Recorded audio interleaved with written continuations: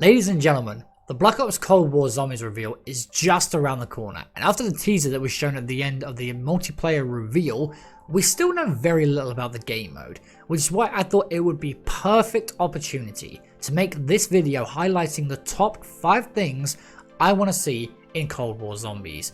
Each of these is going to be based on how I felt about them in the past, whether they need to be changed or improved upon. I just want them to come back.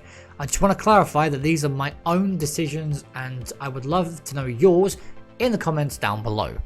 So coming in at our number 5 spot, guys, we have character select. This is something Treyarch has never done before in Zombies, but World War II did, and it was such a cool feature that you could choose the character you play as rather than be put into the game with a random one. Obviously, make it where you don't end up with 2 of the same character in the same game, but it would just be something fun and be really cool for the storyline, guys, if you need to get specific quotes that are triggered between 2 particular characters they choose from, get into the match, and away you go.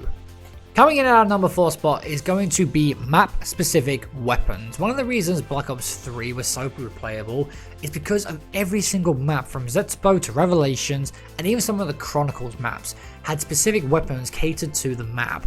Particularly the specialist weapons, it was so cool to go back and use the Skull of Non-Subway and the Guard of Fafnir or the Apothicon Sword. It gave you a reason to want to go back and play the maps, and I think it would be really cool if Black Ops Cold War, each DLC should have its own specialist weapon. I'm not saying a whole box load of weapons, I'm just saying a few, whether they be wall or box weapons or even a map specific wonder weapon. Coming in at our number 3 spot, this is going to be a revamp of the point system. Now hear me out. The point system from World War Black Ops 3 was perfect, but it needed to be capped at a certain round, which is where BO4's point system could come into effect. Hypothetically, you're able to get a lot of points from rounds 1 to 30, and then after round 30 you start to receive 60 points a kill or 100 points a headshot rather than get the hit marker points.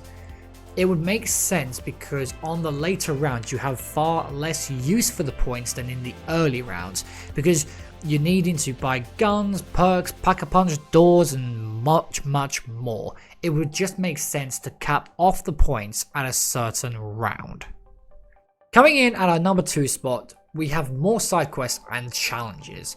One of the things that makes Zombies so engaging to me and play is the different challenges you are able to do and different side quests you're able to complete.